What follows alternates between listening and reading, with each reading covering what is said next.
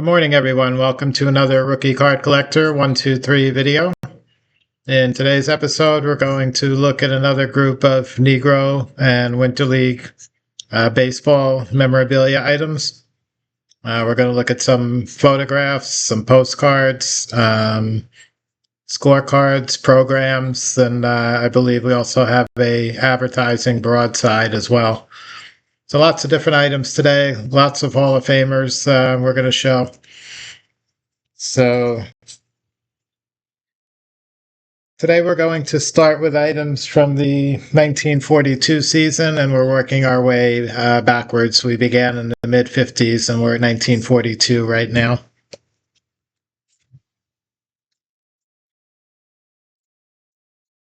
So first item we're going to look at, we'll actually look at two items at the same time. It's the same player, same team and all. So this is 1942 Kansas City Monarchs. We got two different Type 1 photographs of Satchel Paige. Paige, of course, one of the all-time great Negro League baseball pitchers. Did get to the major leagues at the end of his career. Was there from 1948 with the Cleveland Indians and would play a couple of years with the St. Louis Browns in the early 50s before retiring. At that point, Paige was well into his 40s, maybe even approaching 50 years old. So it's unfortunate that the U.S. fans, most fans, never got to see him during the prime of his career, which would have been during the 1930s and early 40s. But these two items picture Paige and the Monarchs. One of them is in a warm-up jacket or sweater, and the other one is an in-action shot where he's on the mound pitching for the Monarchs in uniform. Both Type 1 photos, and both really nice images of Paige, kind of still at the peak of his career in 1942. Okay, above that we've got a nice group photo of 1942 Kansas City Monarchs. This was the pitching staff for the Monarchs. They had six. I'm not sure if all six of these were starters or combination starters, relievers, but these were the primary six pitchers for the 42 Monarchs pitching staff. Everybody's in uniform. They're posed in front of the baseball stadium background. And I'm going to read off the names. These are all the significant players for the Monarchs. So we've got Connie Johnson, Lefty Lamarck, Booker McDaniels, Satchel Paige, and Hilton Smith. So Paige and Smith, the two baseball Hall of Famers. The other three were also star pitchers of the era, not in the Hall of Fame. And another really nice Type 1 photograph. Next one we're going to look at is a 1942 Homestead Grays. This is six players from that ball club. The Homestead Grays were the powerhouse team in the Negro National League during the late 30s and throughout the 40s. This one's going to picture, the primary focus is Buck Leonard, who's a Hall of Fame first baseman. Leonard would team up with Josh Gibson to form the greatest 3-4 middle-of-the-order batting duo in Negro League baseball history. Leonard's pictured here, as well as Sam Bankhead is the other major star player. The other four players, though, would have been part of that 1937 to 1945 Negro National League champion Grays that won 9 consecutive pennants. So all great players, led by Buck Leonard, first baseman, in the Baseball Hall of Fame, Type 1 photograph. Okay, next to that we have a 1942. This is the broadside, advertising broadside I mentioned. So Negro League Baseball used these broadsides to promote their games, typically in the downtown areas where the shopping district was, within the cities where they had baseball stadiums. And this one was a Kansas City Monarchs advertising for a Monarchs baseball game against Fort Niagara. And you've got Satchel Paige here as the highlight of the broadside pictured in the center.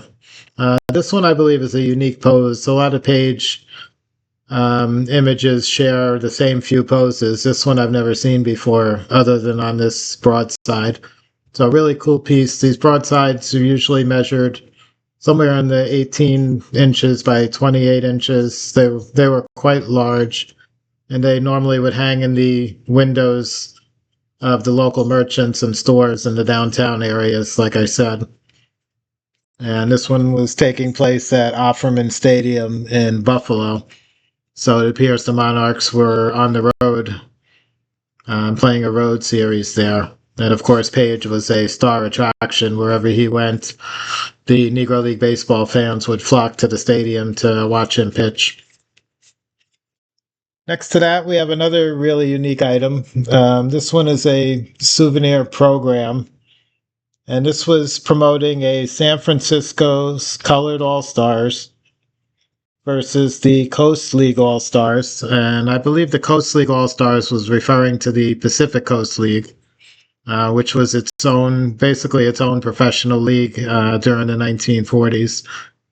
Would become part of the MLB minor league system later on.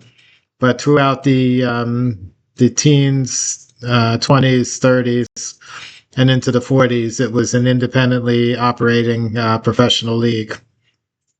Not the same level as Major League Baseball, but maybe just half a step below that. And this was going to take place at the Oakland ballpark. Oakland did have a Pacific Coast League team, so that's why I believe that's what this All-Star team was referring to.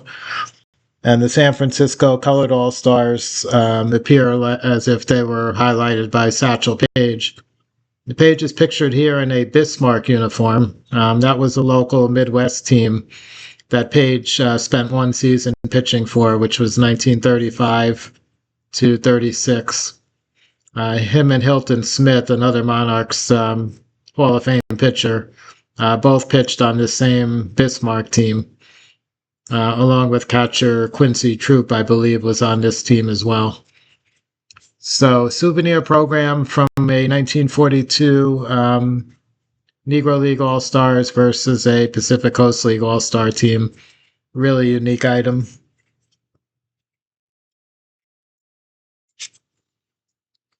Next item we're going to look at is this one. We've got a really large image of it as well. This is another advertising broadside for another Negro League game. And this was going to include two Negro American League teams facing each other. So we have the Baltimore Elite Giants and the Cincinnati Clowns. And the highlight of this one is going to be the largest image at top with the head there is Roy Campanella. So this is early in Roy Campanella's days with the Baltimore Elite Giants. Several years before he would join the Brooklyn Dodgers in the major leagues. Campanella was a top catcher in the Negro Leagues. So they've got him pictured here. They've got some smaller images of some of the other players for both Cincinnati and Baltimore. And the bottom half of the broadside is promoting a Birmingham Black Barons upcoming game as well. And that was against the Cincinnati Clowns. So it appears that the Cincinnati Clowns were probably the home team. And they were promoting two different games, the Baltimore Elite Giant game with Roy Campanella, and then the Birmingham Black Barons game, probably sometime after that, maybe the following week or something like that. The Birmingham Black Barons were another top Negro American League team. A few years later, this is 42, but 46, 47, a young Willie Mays, actually 48, I think, a young Willie Mays would join the Birmingham Black Barons. That would be his first professional baseball team in 1948. So another really cool oversized item. Next up, we have a 1942 Habana. So this would have been a Cuban Winter League team. And this is a team photograph here. The highlight of this one is going to be Martin Dihigo, which is the tallest player in the back row, standing there in the center. Dihigo, of course, was a two-way talent. He was a star pitcher and a fantastic hitter / outfielder. During his early years, he played every position on the field. including catcher, shortstop, outfield, and pitched. So probably the best two-way player in Negro League Baseball history, and probably ranks up there with Babe Ruth and I guess the modern day Shohei Ohtani. And the other player, star player I'm identified on here is Lloyd Davenport. He was another Negro League star, first baseman, outfielder. He's on the same Havana team in 1942, which was one of the four professional Winter League Cuban teams. There's several other players, probably were star players as well. I did not identify anybody else in there. Okay, and on top here, we've got another pair of photos. Again, I'm going to just show these two together. Again, same player, same team. Satchel Paige in his wind-up motion, and Satchel Paige in a follow-through pose, both times pitching for the Kansas City Monarchs. This one is circa 1941. So now we're back into 1941 as we work our way back in time.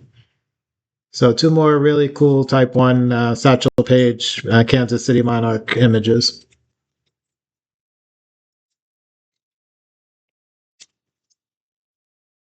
Okay.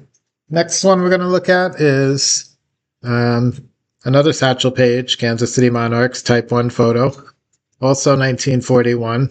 And he's pictured here, looks like in the dugout, relaxing probably in between innings of a start on the mound.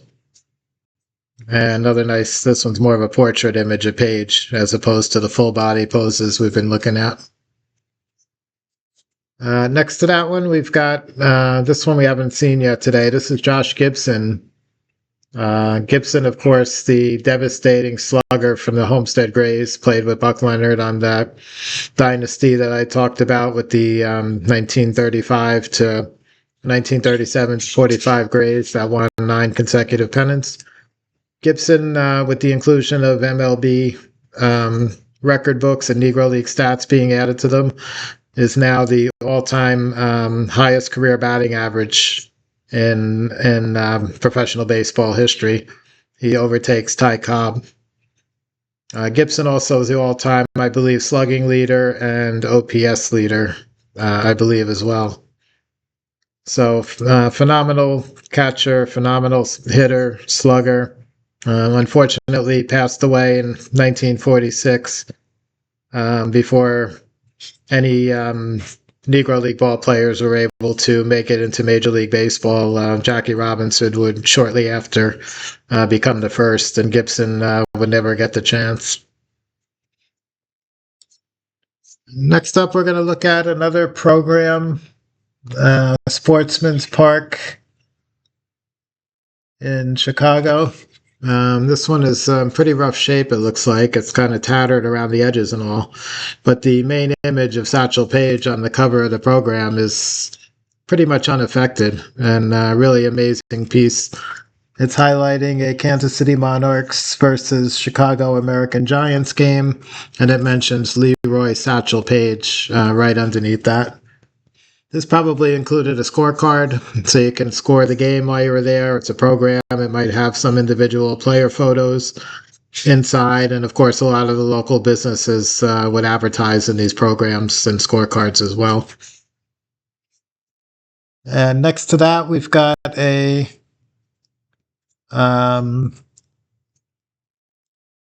Satchel Paige All-Star Game. It's some kind of a traveling team All-Star Game advertising.